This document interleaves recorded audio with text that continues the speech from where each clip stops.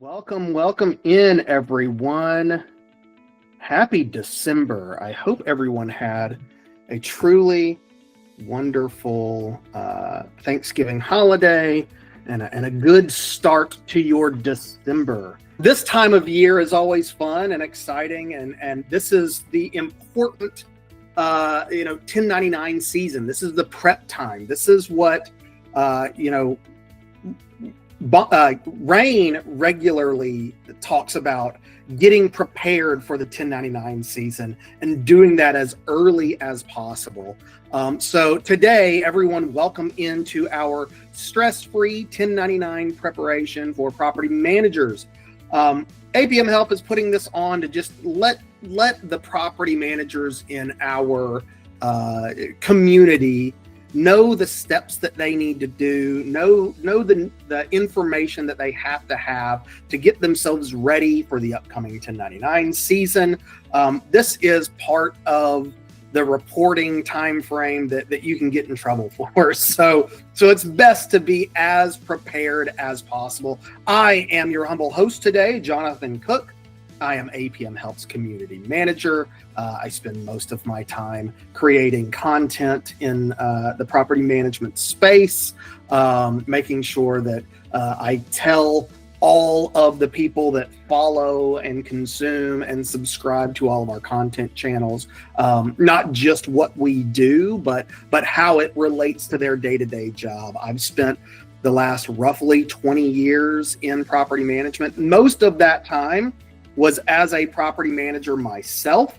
I had my own company, joined a larger company, eventually sold out to an even bigger company, and am a vendor today and have been for the last handful of years working here at APM Help. Nate Stanton is here with us today. He's my co-host and my actual resident expert in 1099 knowledge. I am not that guy, everybody. I am simply the voice loud enough to shout above the din. Nate here is the brains behind the presentation today. He's going to be answering all of my questions about 1099s to make sure that we're all on the same page. We all know what to do, and we all have the right tools to be able to successfully pass through the 1099 season unscathed. Nate, can you tell us a little bit about yourself? Introduce yourself to our attendees here today. Yes, I would be happy to. Yeah, so thanks, John. I love hearing you mention the background all the time. So it makes me feel like I'm in good hands. But hey, everybody, definitely appreciate having you here today. Just a little bit about me. I actually worked at Buildium for quite some time, the property management software now owned by RealPage, and I worked there for a little over 3 years. I was a team lead there for some of my tenure, so in the product support department. So if you're a Buildium user and you had a problem where you had to get on the phone, there was a chance you talked to me at some point while I was there.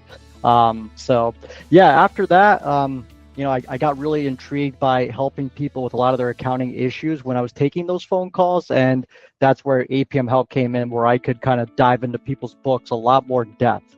So I've been with APM for what's crazy, it's over 2.5 years now.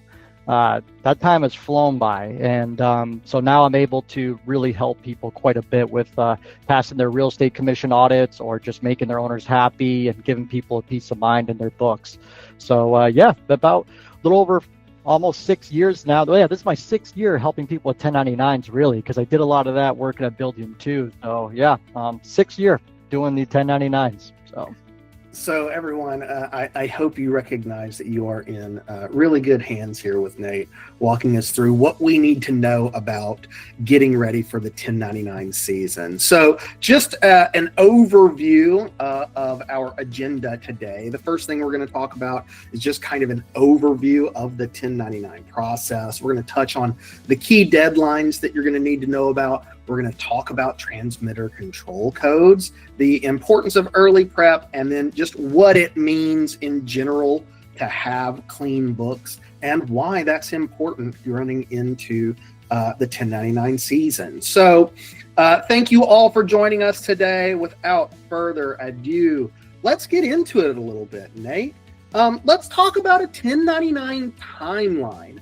In the realm of property management bookkeeping, let's talk about what's happening during this 1099 timeline. Can you walk us through what's going on if you are currently a client of APM Helps, and then what it might look like from a non-client property manager getting ready for 1099 season? Like what does it look like when we are helping one of our clients prepare for 1099s? Because in the greater picture of this industry, I look at us as a relatively strong benchmark for how most people should be doing their bookkeeping. It's not necessarily that we're the only people that can do this. Certainly we recognize that people in our audience, people in kind of the feeds of our content, there are plenty of bookkeepers out here, and we're not saying that the only way to get it done is through APM Help. But when the industry experts are getting someone ready for 1099s, how do we go about getting someone prepared for this 1099 season? Can you walk us through this timeline a little bit? Happy to. Yeah. And before I even touch on that first step right there, because someone could skip that altogether, obviously, if you're a recurring trust bookkeeping client with us under full service, because we would have been doing your books all this time. We already have you fully reconciled. You probably don't have any concerning, unclear transactions. And at that point, you're pretty much all the way there to file at that point, and we can file for you for free because it's part of the service. So definitely saves you a lot of time and hassle for just your back office, so to speak. Now, if you are not an APM Help client, though, definitely feel free to reach out to us for a consultation because it's free. We will do a consult for you and give you just kind of a health check, or like what's similar to an audit of your books, and tell you where we think maybe we could provide some value for you and provide some help, like if you are really that concerned. So feel free to reach out to us. We're happy to take a look. It'll only take 30 minutes of your time. So that being said, guys, like if you are not with APM Help at all and not with our service, I mean, at the end of the day, you got to have your books reconciled. I mean, if your books are not reconciled, I just can't have that faith that the books are going to be completely accurate at that point. If I'm not verifying every single transaction in my books mirrors what's in the bank, it gets a little dicey, right? So you got to have the books reconciled. I can't say that enough.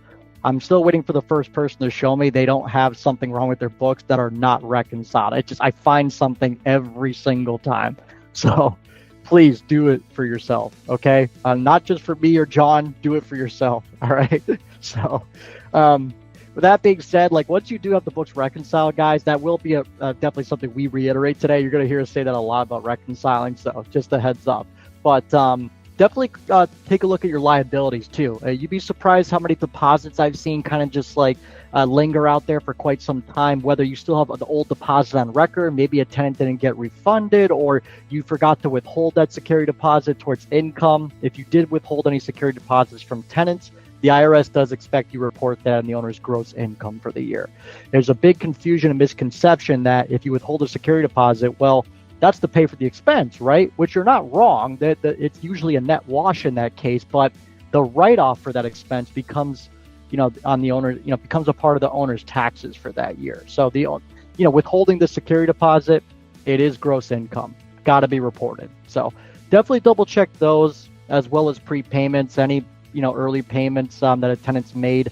The IRS does expect, if someone did make a late December payment and it was meant for January, it is technically supposed to be reported for, the current year that they paid it. So just keep that in mind. Then go ahead and address any management fee and additional fee collection issues. And some of that can be related to the unclear transactions, by the way. I have seen a lot of unclear transactions in the past where someone just never collected a certain management fee or a placement fee or something like that, or a reimbursable to the company. I find those things quite a bit. Try to address those if you can. So previewing your 1099 summary reports, this might vary with other software, right? Because you'll see at the top there, it says comparing your 1099s with cash flow report and income statement. Because I know with Buildium, at least in my experience, Buildium users don't really use the cash flow statements that much. They're kind of not as helpful as I would say AppFolio and RentFind. Whereas in Buildium, I always tell people just use the income statements. That's really what you need at the end of the day, the income statements and the vendor ledger report for your 1099 NEC. So definitely just become familiar with those.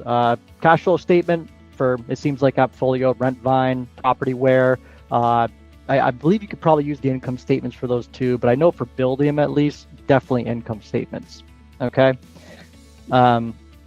Yeah, guys. I don't mean to interrupt here. No, sure, go ahead. But one of the things that I've noticed, and it's something that when I joined APM Help that was really kind of not hammered into me, but it was one of the ideas that was most like highlighted is how all of these property management softwares are all doing, in many cases, a lot of the same stuff, but they frequently call them different things. And so this is one of the issues with hiring generic bookkeepers, especially if you are, reaching out to somebody that is maybe offshore, maybe somebody that's not familiar with these softwares, coming in and trying to run your books for you, and following just exactly a step-by-step pre-written, like this is the method of how to get this done, is sometimes different softwares call different reports or call the same report different things. It's really very important to work with someone that not only understands the bookkeeping aspect of what's going on here, but also understands the software to where they can pull the right report and help you compare all of these things. That's the only point that I really wanted to jump in here and make that clear, because somebody that might be a different software might not have the exact same report title. So that's all. Continue. Sorry, Nate. I didn't mean to interrupt. No. Continue. Not at all, John, because I was pretty much wrapping it up at that point. I feel like you jumped in at the perfect time, to be honest, because I touched on a lot of the things that are important in the 1099 timeline. And just to go back to unclear transactions, those guys, definitely be careful for duplicates. It definitely happens from time to time in bookkeeping. I've seen it a lot, even in pretty clean books. Duplicates can definitely cause discrepancies in how much you paid vendors for the year or how much income you got on a property. So just be on the lookout for those for unclear transactions. Okay. I did see a hand raised. I do want to let everyone know that we are going to take some questions and give some answers out towards the end of the presentation today. If you have a question that you want to go ahead and submit, if something that we talked about right here in this slide popped a question in your head, go ahead and write it in chat and go ahead and put it up in there. We'll try and get it answered by the end of the presentation today. So everyone that's raising their hands, just go ahead and throw a question over in the chat. We will get to it before the end here. But Nate, let's move on to what are the key deadlines? Let's talk about what these deadlines are for, what has to be turned in by that day, who's got to be paying attention to these. Can you walk us through our deadlines? Yeah, absolutely. And one thing I want to point out, this might look a little strange right now, right? Because our first deadline says February 2nd. Normally, it's almost always on January 31st for that NEC deadline. But because that falls on a weekend this year, they moved it to February 2nd instead. So you do buy yourself maybe a slightly more time, but it's kind of funny how that's different this year. It's the first time I've seen it, I think, in the 6th year I've been doing this. Kind of funny. But the 1099 NEC for paper or and e-filing, just a heads up, the NEC is the non-employee compensation, right? That's what it stands for. That's for the vendors you paid who are not some type of registered corporation. Now that is typically your maids, your landscapers, your locksmiths, people like that typically sometimes don't have some type of entity that is exempt from 1099. So if you did pay some people who fall under that umbrella over $600 for the year, got to file by February 2nd. Okay, guys? Now, for 1099 miscellaneous income, now if you're doing just the paper filing, okay, that is due by March 2nd, the miscellaneous income, of course, is all the gross income you collected for the year for owners that you manage properties for. Keep in mind, guys, this is gross income. Remember that. I'll reiterate that a little bit today. Some people have the misconception of how much you paid the owner for the year, or if there's some type of expenses involved, whatever. It doesn't have to do with that. It is just the income that you collected for the entire year for that owner. Okay. Now, most of that's going to be rent, of course. There might be some other types of income as well, but majority of it is going to fall under rent. And now with the 1099 miscellaneous income for electronic filing, you have until March 31st to get those, to get that in. All right. Thank you so much. It's so important to know those deadlines and at least put them on your calendar. Because there's nothing worse than having a deadline creep up on you and going, I knew this, I knew what date I was supposed to get this done, but because it didn't pop up on my calendar, I just completely miss it. I know that I miss meetings occasionally because of that. Not often, but it definitely happens. I know, like, my wife would really love it if I connected all of the school calendar stuff to my regular business calendar. But guys, everybody make sure that you write those down, that you know what those deadlines are so that we don't miss them. Now let's talk about TCCs, the Transmitter Control Code. This is something that, regularly speaking, it probably doesn't pop up in most people's lives. But if we're going to talk about deadlines and getting things done, we've got to at least mention the TCC, because if you don't have a transmitter control code, it might be too late to get one now. Everyone that is filing for someone else, for 10 or more recipients, needs to, is required to e-file and needs a TCC. You have to actually go to the IRS website to be able to get one of these and apply. The waiting period for your TCC can be up to 8 weeks, and you actually have to file and apply to get your TCC. Oftentimes, when we gave this presentation to the at-large NARPM chapter a few weeks ago, we made the point that even if you haven't gotten your TCC yet, it's likely too late to get one before you need to file. But that doesn't mean that you shouldn't still apply anyways. It's always good to have one. If you've gotten one last year, it's good for this year.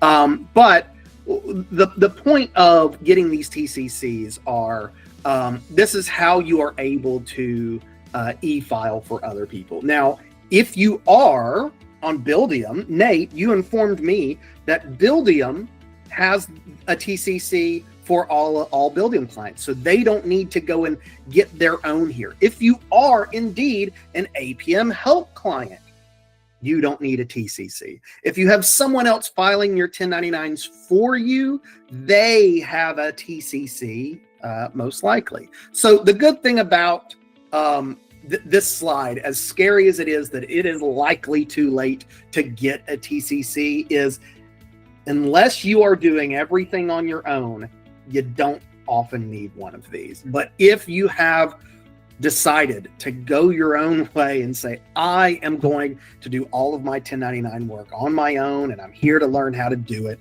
well, this is a key portion of it. You've got to have your transmitter control code. And if you don't have one already, you need to go ahead and apply. Go ahead and file and apply for one. Right now, you might get one before the end of the year. If you can't get one by the time that those deadlines are really creeping up on you, hey, reach out to us. We'll help you get things over the finish line. But the point here is that this is the actual code that you have to be able to file. And there are other people that will have these for you if you have someone else doing your filing for you. Nate, is there anything specific that you want to talk about in the TCC segment here? I know that I put this slide here specifically just to say this is something that not everybody knows about, especially if they have someone else file for them. But if you are going on your own, you have to have one of these. Nate, is there any insights that you wanna add to this before we move past TCCs? This is actually where we get a lot of questions, but there's really not much more to it than what we just said, right? Pretty much, and you touched on pretty much all the good points that I was hoping that would be touched on. And like you said, I mean, if you are a Buildium user, what's great is you can file directly through the software. They have their own TCC code, so you don't need one. It's one of the benefits of being a Buildium user. I'd say it's one of their best features they have is 1099 filing. They make it so easy.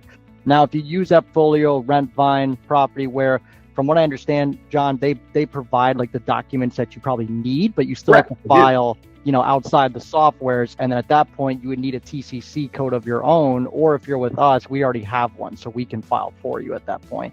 But all the things you said, you definitely hit it for sure. What I always love about, last year when we gave a similar presentation last year, just helping everybody get through the 1099s, this seems to be the portion of preparation that people get hung up on, at least in terms of questions, the most that I see, because they find out in December that they've got to have one of these when they're trying to file on their own.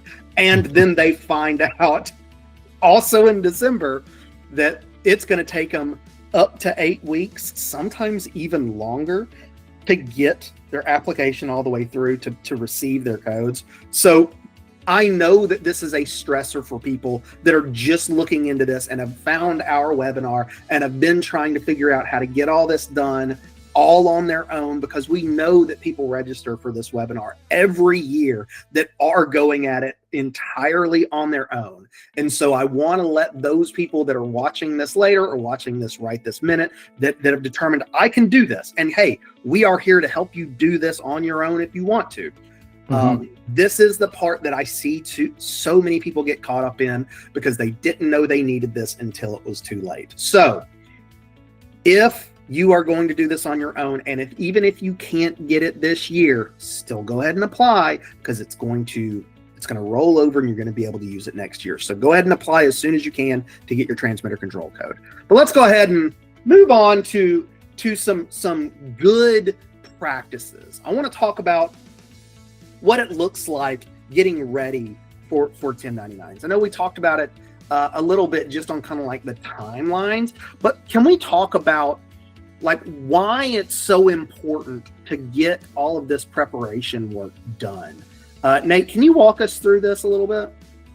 Yeah, absolutely. So unfortunately, one of the walls that people run into, I feel like, with 1099 preparation is they go to file and they say, hey, I'm missing all these owners' tax ID numbers. I'm missing all these vendors' EIN numbers, and then you start scrambling, asking for people's information, and you can't get them to communicate with you. So I'd say start now by getting all the information you need from your owners and vendors. You're going to need their W-9s preferably, so that way you get the legal entity name, the social security number you need, or the tax ID number you need. Just make sure you get that information from them, because without that, you're not going to be able to file for them at that point. So that information's got to be there, and you don't want to be scrambling asking for it when you're getting close to the deadline, because getting in touch with those people, as you know, sometimes it doesn't always fall through. So that's always a tough one, I think, when people realize how much information they're actually missing about their owners and vendors. Okay. Also, a mailing address too, obviously, would be great. So that way you can actually get those 1099s mailed out to them, because I know if you file through Buildium, they're going to automatically mail those out for you. Okay. So the next thing too, ensuring the accuracy of your recipient totals. That goes back to reconciling, guys. That will help you with about 90 to 95% of your totals, to verify that they're accurate. Because at that point, once you're reconciled, you just have to clean up the little discrepancies of the unclear transactions, the duplicates you might find. Maybe some transactions were coded incorrectly. Maybe you forgot to withhold some security deposits for the year, etc. All right. That's how you can ensure the recipient totals. The other thing too about 1099 preparation is, like, we obviously want to avoid any potential penalties and fees from the IRS, any potential audits.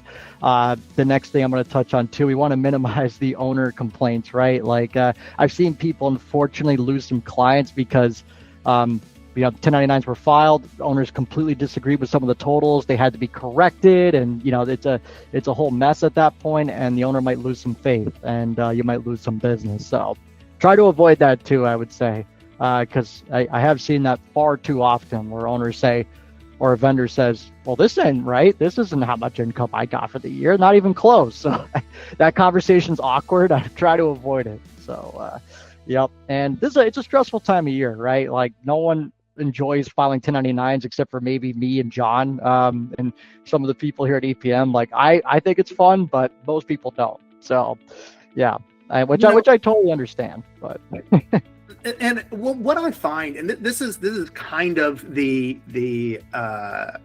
story that I always tell to, my really good friends that are in property management. I feel like I know some of the best property managers in the country. I spend a lot of time as the community manager getting out into the industry, meeting up with property managers, seeing their operations, spending time with them. And I feel like I know a lot of really good operators, from like giant, big corporate style, like me and Matthew Whitaker, pretty good pals. I spend some time with that guy, all the way down to like, some smaller upstarts. One of my really good friends is starting his own company this year. And so I see it from a bunch of different angles. But the thing that I always recognize when it comes to like these small little bookkeeping errors that cause issues in 1099s and get those reported things to where an owner says, this isn't actually what I made. It's almost never malicious. Like that's the important thing. When we talk about clean books, I am almost never saying that someone is in your books doing something malicious and reporting things wrong to get one over on, I don't know, the IRS. It's so often just tiny little typos and errors because the days that property managers go through are incredibly stressful in the easiest times of property management. When you're running up against an IRS deadline, things get a little bit more stressful and typos happen a little bit more often. So the importance of getting all this stuff done up to 1099 season, definitely less stress, definitely less complaints, because if you are prepared and you're not doing this the last minute, it's just going to come out better in the end. But let's go ahead and talk about the critical steps that it takes to be actually what we would say as clean books prepared. I know we talk about reconciliation a ton, Nate, but let's talk about what it means to be a clean property manager. I've got a really good friend out of South Carolina that joined us, became a client. I think she's with full trust account bookkeeping. But when we did our free consultation with her, it astonished a lot of our team about how clean she was, because it's so very rare to see someone with clean books that we don't work with. But even as clean as she was, we were sitting there in Colorado talking about this, and I was like, here's the deal. Yeah, you are one of the cleaner books that I've ever seen. But do you remember how many actual red marks that our consultation pointed out and said, yeah, you are very clean, except for these 1 or 2, 5, 6 little things here. It's even if you are as clean as you think you are, sometimes you might have some little stuff. So Nate, take it away. Walk us through all of the critical steps that it takes to be a real clean property management company.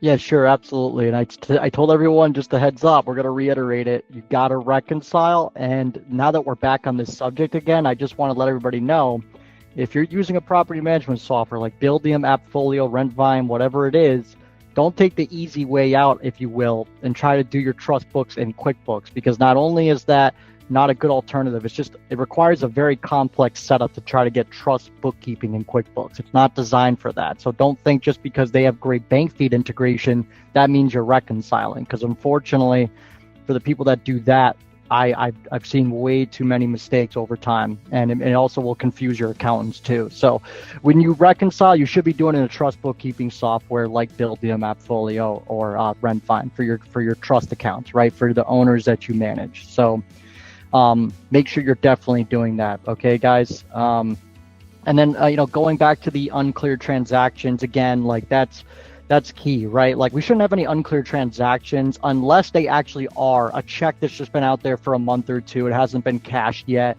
Maybe there's a ACH you paid. It just hasn't been debited from your bank account yet. Maybe there's a management fee. You just haven't collected it yet. It's been a week. Those are typically okay. But if you have something older than 90 to 180 days or something like that, or you notice a duplicate, they really should be addressed. They're likely causing discrepancies in your books and your balances and your total income, etc. Okay, guys? And And then unapplied prepayments and misuse of the account, that can cause problems too. If you're a Buildium user, I'll just bring up the Buildium example because that's my expertise, but I've gotten a lot of calls on prepayments over the years, okay? I know it confuses people a lot, the way the functionality works. Just because I do it every day, it's become easy to me at this point, but when I first worked at Buildium, it confused me too. It used to scare me the first few months I worked there. So I can understand if you've misused the account and it's now caused income discrepancies. So definitely try to address those with an expert, guys, if you're not sure how to make sure those are being used properly. And the same thing with deposits held, right? Security deposits, last month's rent deposits, those type of things. So address those as well, okay? Oh, John, my friend, you are on mute. I am muted. Oh my goodness. I was saying thank you so much for clarifying everything. We do have some chats, everybody. I see that we're all using the Q&A feature. Awesome. We're going to get to those here in just a little bit. Everyone feel free to put your questions in the Q&A buttons. It's like four little, you got your buttons down there on the bottom next to the chat feature that looks like a chat bubble. There's a bunch of dots in a square. Click that and you should be able to go to the Q&A section. Go ahead and type your questions up in there and we'll try and answer as many of them as we can once we get to our Q&A section. And John, just to clarify, sorry to cut you off. That's I think it's under meeting tools, it's called, right next to there. Yeah. So just click the meeting tools, guys. The meeting tools button looks like a bunch of dots in the shape correct. Of a chair. Click away, folks. Yeah, definitely appreciate the enthusiasm for questions, by the way. I appreciate it. So. Yes, we always appreciate the questions. Questions are great. It helps us, more specifically address the kinds of issues that real property managers are running into. Helps us kind of angle the content in the right direction for everybody. Speaking of right directions and angling things, let's talk about software considerations. Let's talk about the software inside your property management company. What softwares are we using? Let's talk about understanding how your software reports. Nate, tell us what APM Help specializes in and what that means for property managers and why it's so important to know the capabilities. Yeah, absolutely. So obviously the ones you see on your screen here, I'll just touch on QuickBooks first because that one specifically wouldn't be in line with like property operations more so. QuickBooks, I'd say, is better for businesses and companies, right? Tools you need for tracking your subscriptions and your reimbursables, your invoices, the bank integrations, trying to track your payroll, maybe inventory if you do that. It's just great for any sort of business, right? And company finances. Because the property management softwares, they're more geared towards trust bookkeeping and property management, obviously, right? They're meant to track how much you hold in money for each portfolio. They have applications, they have lease ledgers, they have tenant portals. QuickBooks doesn't have that, right? So we wouldn't use QuickBooks for our property management side for trust bookkeeping for our owners. That just doesn't really relate there. Now, if you're an owner-operator with a lot of different holding companies, you might have QuickBooks for that side of things, but that's a whole nother story. I won't get too complex with that. But they're all really good. If you're wondering what's the best one, it really just I'll be honest, they're all really good, and some of them are better at things than others. So it's tough sometimes making a decision, right? I'm biased, obviously, because I've worked in Buildium my whole career. I think it's awesome, but my coworkers at Appfolio love it for what it does. They tell me it's got great financial diagnostics features, where I think Buildium has great, just simple interface, kind of accounting for dummies, which makes it easy to do the accounting, in my opinion. But, it comes down to preference, and I've heard Rentvine's been making great strides too. It's really been up and coming. So, yeah. One of the things that you said earlier is I really want to reiterate that the best software for you is the one that you know the best. It's the one that you're most comfortable with.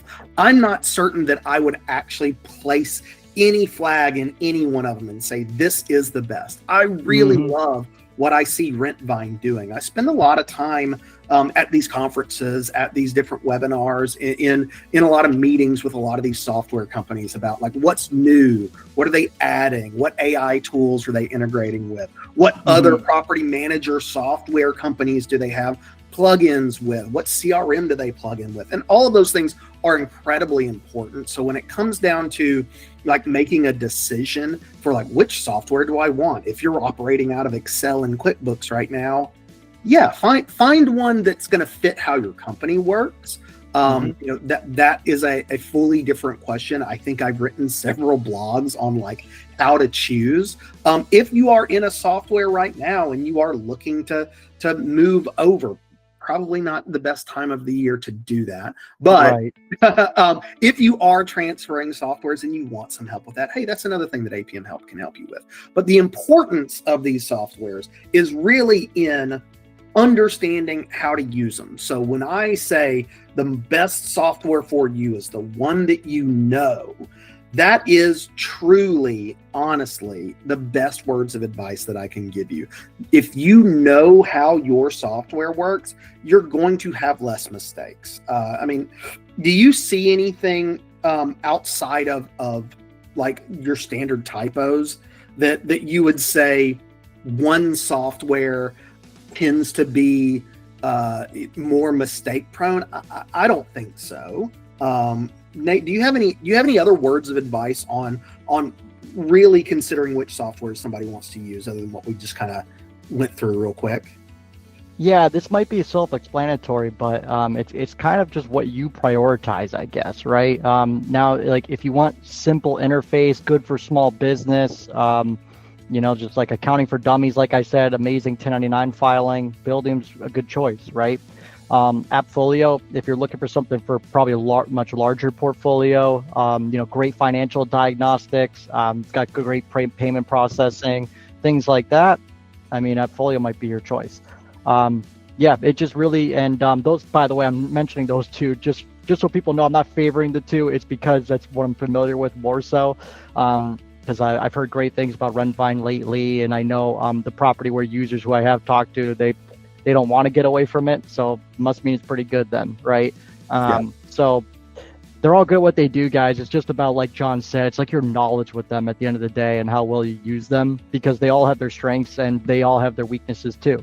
So there's they're not even more perfect. softwares than what we have represented on this. Right, there's that too. Yeah, there's a lot of other softwares. I might never even heard of. There's, I mean, there's Magic Door. There's Yardi and Yardi Breathe.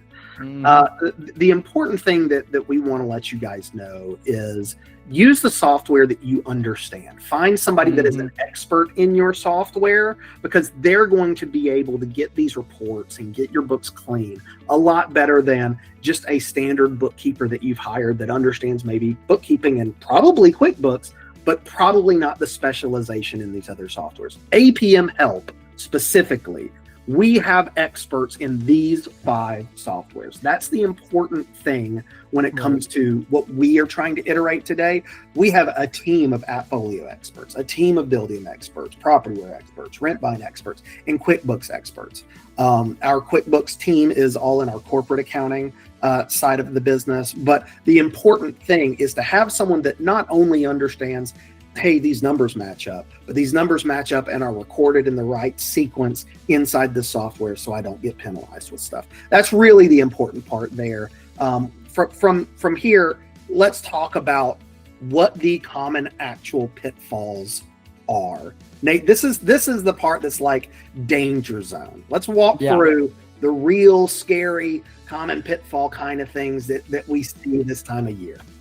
Yeah, absolutely. I know I touched on this one earlier, so I'm glad it's here again. But just to be clear, the 1099s you are reporting for your owners, okay, is the gross income you collected for them for the year. I've had in the past, when I worked at Building, I'd have people call sometimes and say, hey, my owner draws don't match what's on my 1099. And I have to say, owner distributions are equity, okay?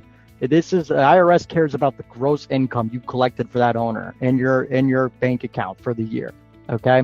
And most of that's going to be rent, of course, right, that you're going to be reporting. So it's purely gross income. There's no expenses involved. We're not talking about distributions. It's purely the total income for 2025 that you're going to be reporting.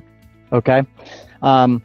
Discrepancies in the books, that goes back to everything we talked about earlier, guys, with reconciling and the unclear transactions, all your duplicates, etc. And even transaction coding for that matter. Chart of accounts plays a big role in that, of course.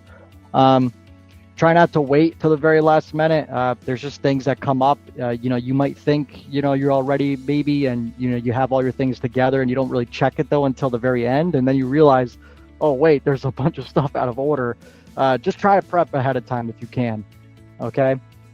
The misallocation of income accounts, again, that comes down to chart of accounts. If you have a nice, neat, organized chart of accounts, it should be pretty easy to, make sure everything's allocated to the right types of income. If you do have a muddied and messy chart of accounts, it could get a little dicey. And if you also have a bookkeeper who might not be too familiar with certain situations, it could be, there could be some discrepancies there too. So try to make sure you're understanding how you allocate all of your transactions. Super important.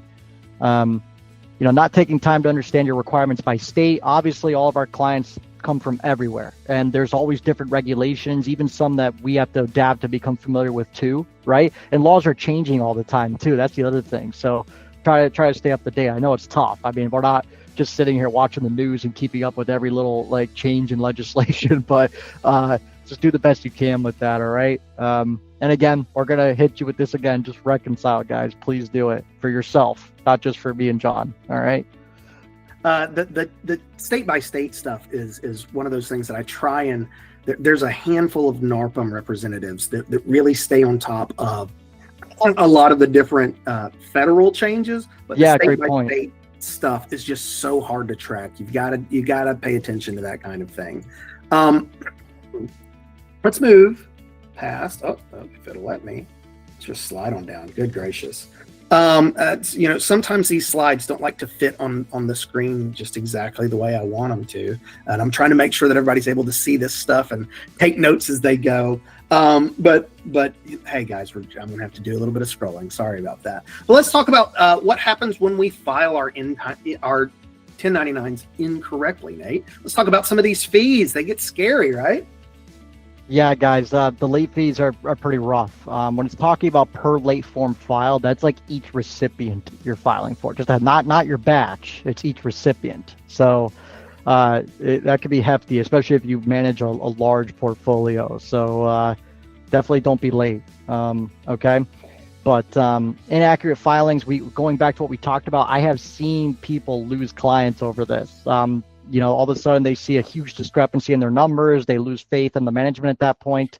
Sometimes you could lose clientele when that happens. Not to mention, I've seen some clients have the unfortunate incident where their owner gets angry and they file a complaint to the real estate commission. Now you have an audit from the real estate commission. Just try to avoid just angry owners. Obviously, we like to keep owners happy, right? So try to avoid that, okay?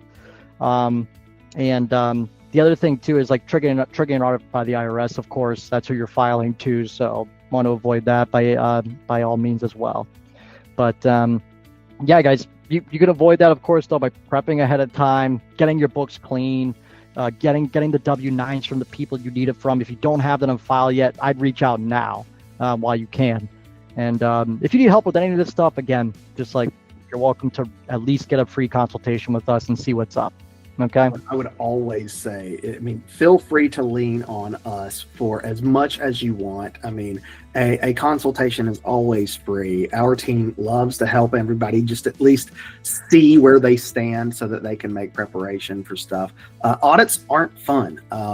One of the cool statistics that I love about APM Help is we have a 100% audit pass rate. So if you ever do find yourself in that situation, give me a call. We'll get you set up and squared away. Make sure reconciling, guys. I know we said it almost as a joke in the very beginnings of this webinar. We're gonna talk about reconciliation a lot because of how important it is.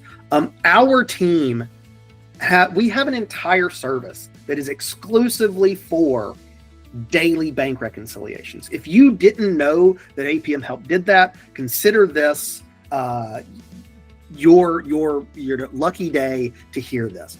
We will do bank reconciliations every single day for you. That is so valuable to just have an emailed list of, hey, these little transactions are sitting there. You didn't file this right. You didn't plug this in right. Guys, make sure you reconcile. I was in a property management company that did not reconcile for far too long, and it got real dicey. So just finally here, we do want to talk about, before we jump into Q&As, because I know we've got a few, I do want to talk about APM Help's 1099 services. If you are not a APM Help client, this is our price points. $3 for e-filing per recipient, $5 for paper mailing per recipient. And if you want to get started with having us do your 1099 filing for you, if you are currently a trust account bookkeeping client, just reach out to your account manager today. They'll go ahead and get you squared away with whatever you need. If you are a non-TBK client, but you are a client of APM Helps, if we have gotten you clean 2 or 3 times a year, I know that we have clients that rely on us as like your annual cleaning company, or your annual cleaning help. I talk to clients all the time that use us in that fashion, and that's fine. We want to help all property managers however we possibly can.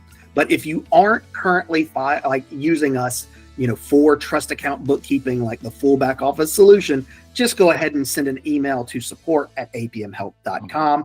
And then everyone else that's not a client at all, but is still interested in having APM Help handle your 1099s this year, go ahead and visit us at apmhelp/services.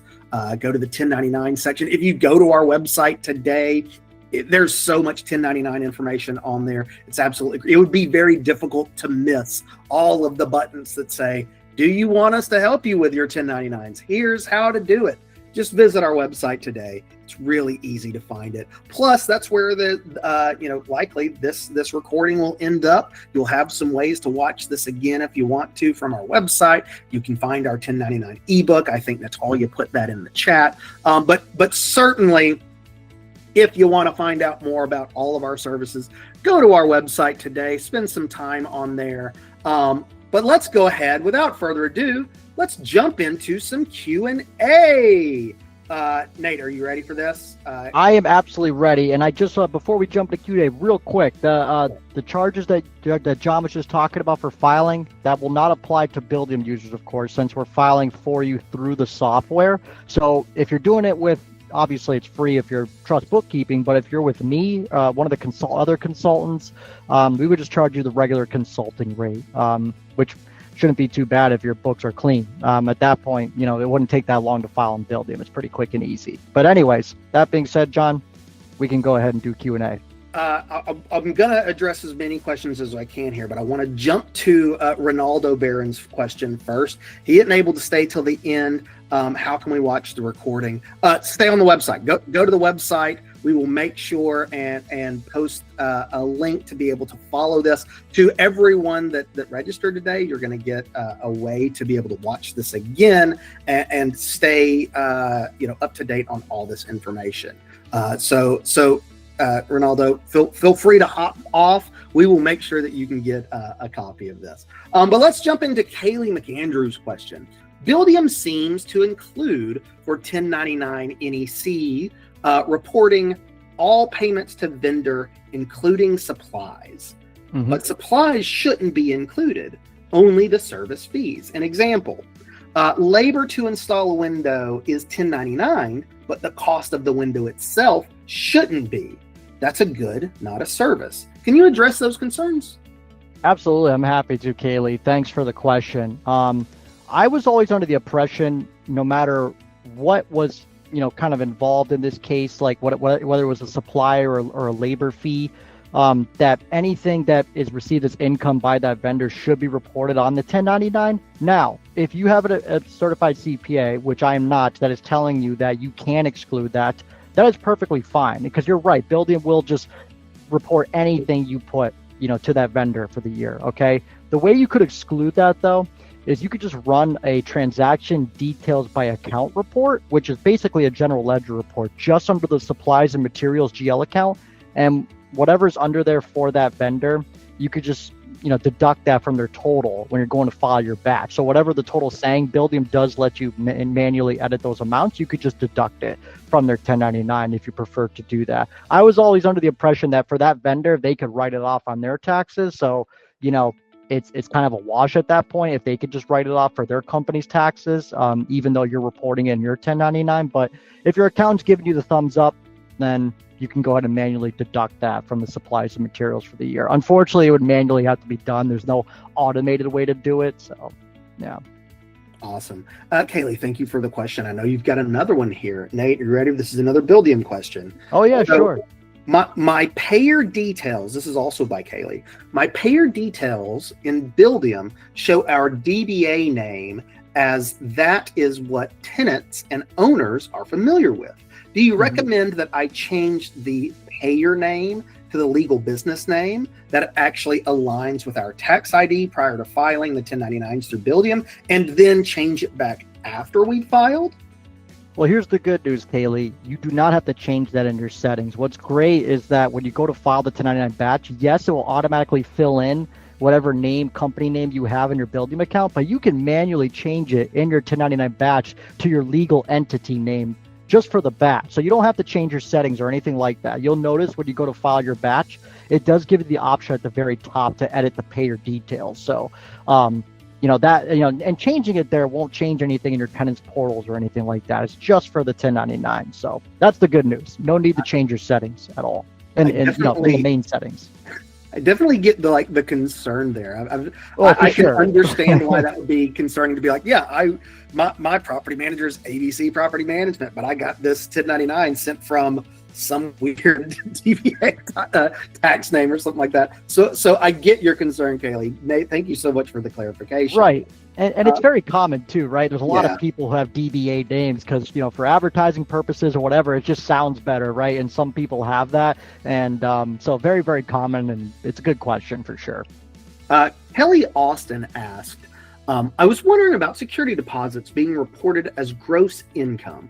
Could there be variables like in terms of state laws or if the funds are held in a trust account on behalf of the tenant? Also, is that determined when the COA is set up in the accounting software? Yeah, thanks for the question, Kelly. There's definitely a lot of questions revolving security deposits because it definitely can get confusing sometimes, especially in a situation where they're owner held, right? But that being said, I'll just try to keep it simple here, okay? If you received a security deposit from a tenant at any time, it doesn't have to be reported on the owner's gross income unless you did withhold some of the tenant's deposits before refunding them or if you refunded them at all. If the tenant did forfeit some of their security deposit and you used that income to pay the owner, to pay the handyman, whatever you did, it does need to be reported as gross income, okay? So that's really the main important thing you need to know. It's really security deposits only should be on a 1099 when they've been withheld from a tenant at some point, okay? Awesome.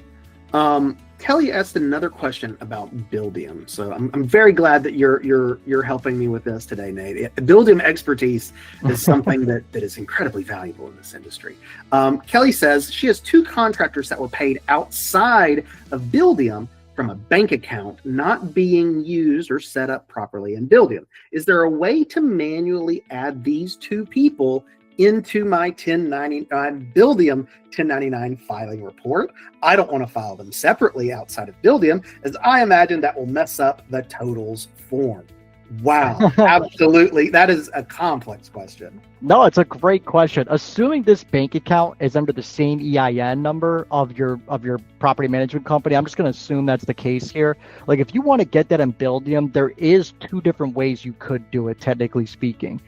The first option might be the most not complex option, right? To where you can avoid mistakes is that in your 1099 batch, as long as your vendor is in your Buildium account, you can manually add a number, or if they already have let's just say $1,000 under them, you could add an additional 500, or let's say if you pay them outside of Buildium, right? And so that way their total says 1,500 instead. You can always manually edit the amounts, so you can absolutely do that within your batch. Now, if you don't want to have to rely on manual means, if you have a bookkeeping expert like myself, there is a way where I could create a transaction to that vendor for the amount I paid them outside the software, then an offsetting transaction, that basically can be reconciled as well. They're basically the two exact amounts. I have one that's a check, one that's a deposit, and they offset one another. Now, make sure you're using the same exact property when you're creating those two transactions, of course, so their cash doesn't change. And if you're wondering what GL accounts to use, for the expense account, I guess you could just put it under general repairs and maintenance because there's probably multiple things involved, right? And then for the deposit, you could just put like owner contribution. That's typically the common one if this is involving an owner. So that would work just fine in this case. So those are your two options, right? Because if I do the second option, it will automatically add it for me in my 1099 batch. But if I choose the first option, I got to remember to manually add that. That's the thing. So those are your two options. So you could absolutely do that if need be. Okay. Awesome. Hey, thank you so much, Nate. We've got one more question from Darren Hicks. Darren asks, we are an APM Help client now. How can I get you to process our 1099s? I addressed this earlier in the slide right before this, and that's okay. The really important thing is that if you are a recurring client, somebody that has recurring services, trust account bookkeeping, corporate account bookkeeping, just reach out to your account executive. They'll go ahead and let you know, like, oh, we're already filing for you or what have you. If we're not already filing your 1099s for you, if you are a DBR client, somebody that just has us doing your daily bank reconciliations, definitely go ahead and email support at APM Help and ask them if we can help file for you. Go ahead and just reach out to your contact today, whoever your personal contact is. Reach out to them. They can go ahead and get you set up. Before we let everyone go, I know it's the 2:00 hour, at least it is here in Central Time. We've made it to the end of our webinar today, but I posted a poll for everyone. If you have an opportunity to fill out the poll, it would be very fun. Do you think that your books are ready for the 1099 season after today? Choose I'm totally ready, not just yet, or I'm going to need a little bit of help. Whatever the case may be, I'm really excited that you all joined us here for our 1099 prep today. Thank you all so much for your time. Thank you so much for the questions and the participation. Nate, thank you so much for co-hosting with me, man. You are the wealth of knowledge that I needed to get through not only, of course, the regular presentations, but once we get into these spicy little details here at the end, I was not going to be any help to Kaylee or anybody else, honestly, with those super specific. Oh, come on. My answer would have been, ask Nate. He'll answer those questions really supremely for us. But guys, thank you all so much for being here. Thank you so much for your time today. Everyone have a wonderful, happy holiday season and a wonderful, happy New Year's as well. Thank you all so much. Thanks, everybody. Bye-bye.